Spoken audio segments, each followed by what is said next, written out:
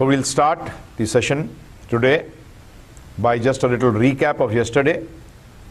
The first thing we started was with the explanation of mantra. That mantra is made of two words, man and tra. Man means mind and tra means which frees. Trayate comes from the word trayate, jo tarta hai, the one which frees the mind. And then we went ahead that talking about yoga, the word yog means to link, to yoke, to add, to attach, to bind, meaning they are all synonyms. And we were talking about the thing that why have you come here? The goal of everyone was to get happiness. And that's what we are doing in life. Everyone does anything. He doesn't. Sometimes you ask children that what is your goal of life, and they'll say, I want to attain this, I want to attain this. Actually, they don't want to attain. They think by attaining that they'll be happy. So actually that's not the goal. That's the means to the goal. And that's what happens. When you take the means as the goal, then you've got problems. In life, goal never changes. Just like in a football field, does the goal change or it remains the same? But yes, your means change to reach the goal. But every time you put the ball inside the same goal, the goal posts don't change. In basketball, your basket does not keep changing after you put in a basket. So in the same way, the goal of life also is one. And it stays one throughout your life. Sometimes people think that when we are young, when we are children, our goal is different. When we become young, then it changes. When we come into teens, we change. The goal changes. When we become young, the goal again changes. When we come into the middle life, then again it changes. And in the old ages again changes. Sorry, no, it never changes. A child also is doing anything to get happiness. When you're in the teens, you're doing anything to get happiness. In the same way, when you're a youth, you're doing things to get happiness. So be very clear. The goal is one. And that goal is to be happy. So that we did. Yesterday we worked on that. And then we said that how does happiness come about? It is by knowledge. Ignorance gives suffering and knowledge gives happiness. But in the last 200 years, science has increased, knowledge has improved, has increased, but happiness has not. Life is more tense. There is more fears, more wars on personal level as well as national level. Everywhere there is fear psychosis. The people who think more can understand it better.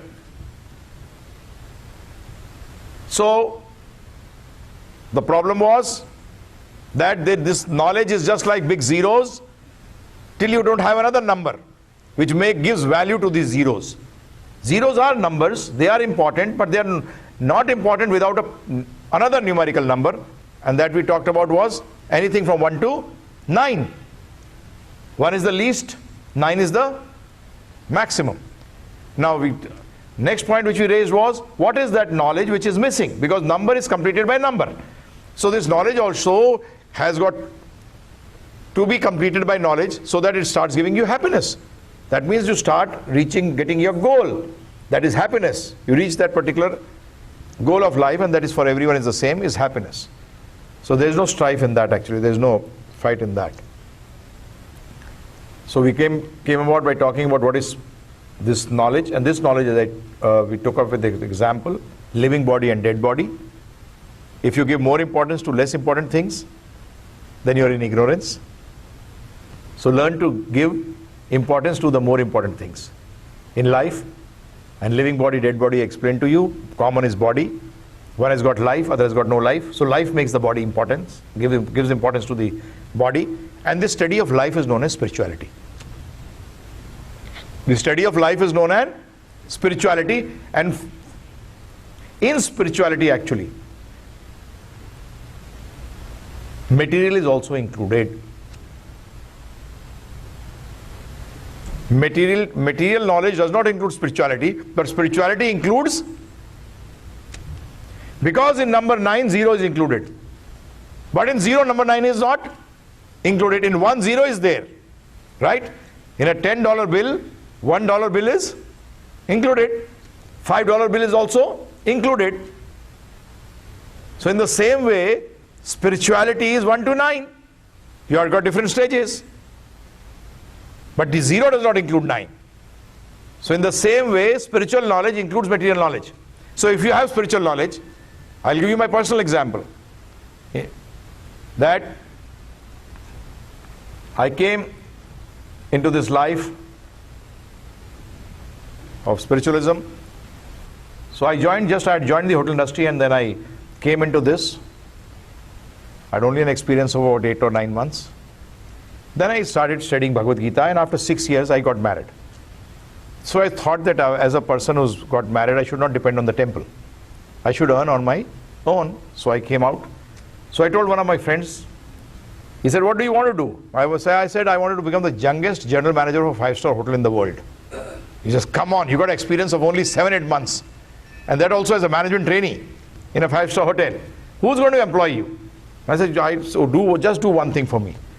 Get me an appointment. If there's any post of a GM is vacant, just get me an appointment with the owner or the CEO of the company. He says, what will happen? Well, just leave it on me. Let him question me. Because actually when you come onto this level, the nitty-gritties don't give importance, that or you keep the fork on the left and the knife on the right. Then first your fish fork starts from the right, and it keeps coming in as your course comes in. So your knife starts from the outer edge and they start coming in. So these things are not important for a GM actually.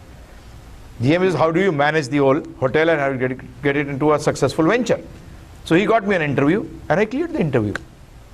So when I was only 30, I became a GM of a 5-star hotel. He said, how did you do it? When a person who knows Bhagavad Gita can manage any company in the world.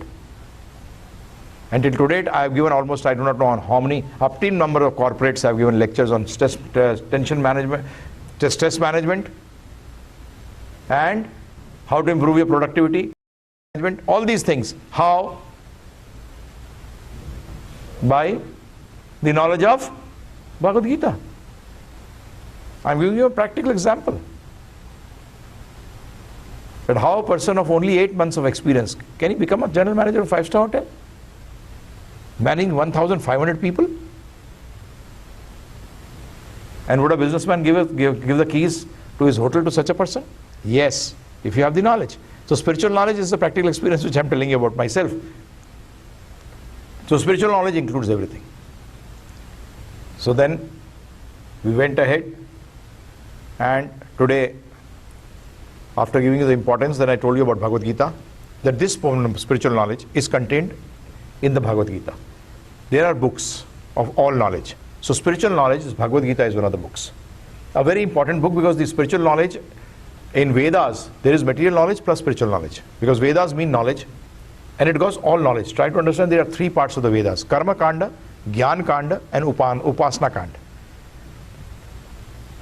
Greater than Karma Kanda is Jnana Kanda, and greater than Jnana Kanda is Upasana Kanda. And Lord Shiva tells Parvati, of the Upasana, the highest Upasana is of Vaishnavas. Vishnu and Vishnu Bhaktas, that is the highest, he says.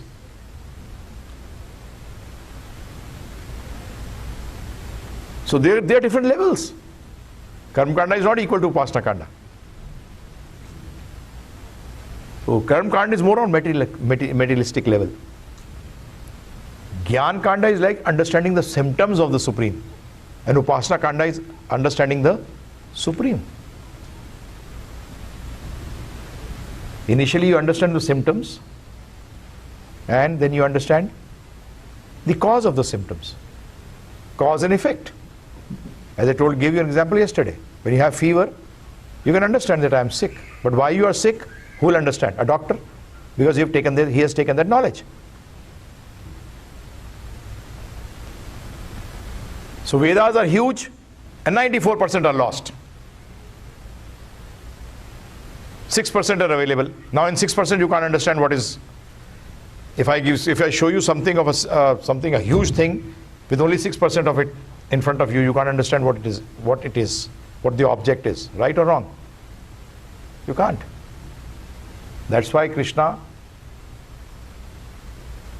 gave us Bhagavad Gita, so that you can have all the knowledge concised into 700 shlokas. And I told you yesterday, this is actually called, Vedas are called the cow, And Bhagavad Gita is called the milk. And the cow herd, the person who's milking is the Kṛṣṇa, is Krishna, Lord Krishna himself, and the calf is Arjun. And when the calf hits the udder of the mother of the cow, then the cow gives milk. And this hitting of the udder is actually the questioning of Arjuna to Krishna. So till you also don't question, till you don't do an inquiry, you'll not gain anything from this knowledge. Because knowledge, the first part of knowledge means what? Know. That means there should be an inquiry within you to know. If you don't have that, you don't want to know, how do you get knowledge? Because knowledge, the first part is know. Yes. You should be curious. But curious for what? Now it comes which knowledge? Because yesterday we talked about it. Ahar, nidra, bhai, maithunam cha. Eating, mating, sleeping and defending. For these four things, the animals also looking around for. These four things, eating, the dog. Luckily in the States you don't find those stray dogs as you find them in India. But he also looks out for his, when he feels hungry, he goes to his bowl and starts looking out for food. If he doesn't find anything, it goes to the master. Hey, come on, put the food in my plate. Hey, you servant. Hana? Put that food into my bowl, I'll eat it. So inquiry should be there. And all of you are inquiring. All of you. Not here, everywhere. But they do not know what to inquire. Animals are inquiring only about these four things, but human beings should inquire something higher because we got higher intelligence. Because if we are with our higher intelligence, we are inquiring those same things which a person of low intelligence is inquiring, then how can we say that we are of higher intelligence? So that's why the Vedanta Sutra, the first sutra says, Atato Brahma Jigyasa. Now, Atato means now, Brahma Jigyasa. Inquire about the spiritual, which you can do, which the animals cannot do. They can eat better. Actually, if you compare animals, they beat us in everything. How do you compare with the animals? Oh, he eats like an elephant. That means you compare with something which is greater, not with something which is smaller. So that means in eating they beat us, right? He's got the eyes of an eagle or a vulture. You can see from miles up. Huh? He's got the nose of a dog. He's cunning like a fox. Now see, if you think you're too smart, the fox has, we have been compared with a fox. The fox is more cunning than us. So intelligence, you think you're smart? I'm sorry. You compare your cunningness with a fox. So they beat us everywhere. But only in one thing you can't beat us. Who am I? Where have I come from? What is this creation for? What will happen? What is life? What is birth? What is death? Otherwise, all our knowledge which we take is only for eating, mating, sleeping and defending.